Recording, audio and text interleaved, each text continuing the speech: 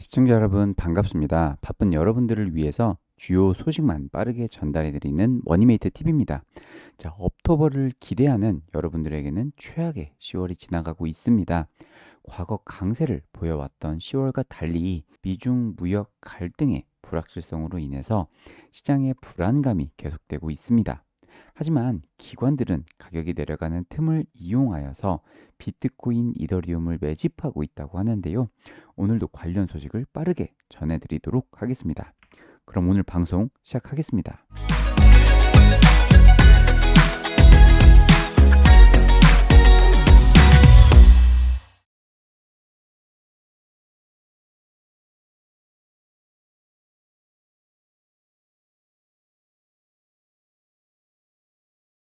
자, 먼저 비트코인 일봉 차트입니다.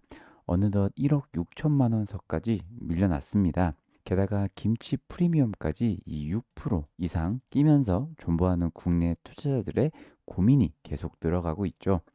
다만 볼린저 밴드 이 하단선 부근을 이탈하지 않고 버티고 있는 모습이 보여집니다.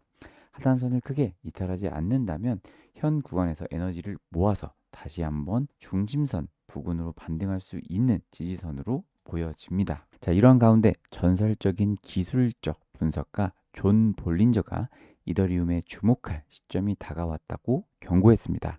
자, 자신이 개발한 볼린저 밴드로 잘 알려진 그는 이더리움이 현재 기술적으로 반전 신호를 나타내는 바닥을 형성할 수 있다고 밝혔는데요. 자, 그가 언급한 이 W형 바닥은 강한 하락세 이후에 나타나는 대표적인 반등 지표로서 두 차례의 저점을 경유한 이후에 상승 전환 가능성을 시사하는 패턴입니다.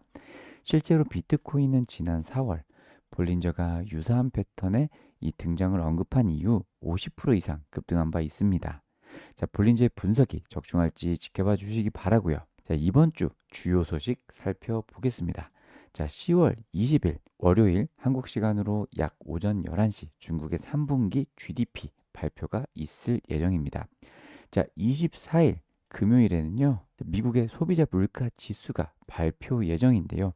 예상치보다 하회하여 발표된다면 인플레이션 완화에 따른 연말 금리 인하와 유동성 공급을 기대해 볼 수 있는 발표입니다. 23일 목요일에는 미국의 신규 수입 수당 청구 건수가 발표 예정인데 이 역시 예상치에 부합한다면 노동시장 견고함으로 인해 금리 인하를 기대해 볼 만한 발표입니다. 자, 한편 최근 비트코인과 금의 경쟁 구도 속에서 최근 이 시장의 관심은 다시 금에 쏠리고 있습니다. 디지털 금으로 불리는 비트코인이 장기적으로 강세를 이어가고 있음에도 불구하고 당장의 자금 유입은 전통 안전 자산인 금에 먼저 집중되는 모습인데요. 세계 각국의 정부들이 달러 기반 시스템에 대한 의문에 직면하면서 익숙한 해결책으로 금을 선택하고 있다고 합니다. 자, 비트코인이 금과 동일한 유동성 기준을 갖추기 위해서는 여전히 많은 시장 가치를 축적해야 하는 단계라고 하는데요. 다만 미국 내 수백만 개의 가맹점들이 비트코인을 결제 수단으로 도입할 가능성에 주목을 하면서 점차적으로 인프라가 확대될 것이라는 전망도 있습니다. 자, 하지만 금 가격이 사상 최고치를 경신하면서 지난 2020년과 유사한 시장 흐름이 재현될지에 대한 관심이 높아지고 있습니다. 당시 금이 고점을 찍은 직후에 이 비트코인은 불과 수개월 만에 6배 가까이 급등한 바 있죠.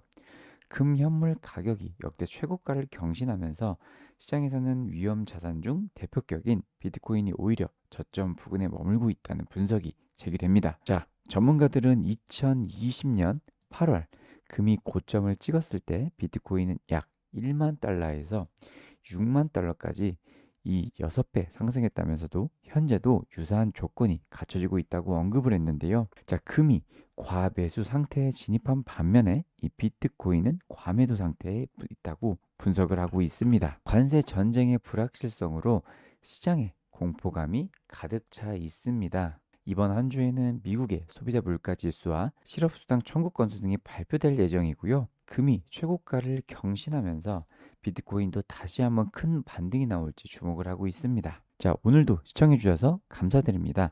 투자에 조금이나마 도움이 되셨다면 구독과 좋아요는 저에게 큰 힘이 됩니다.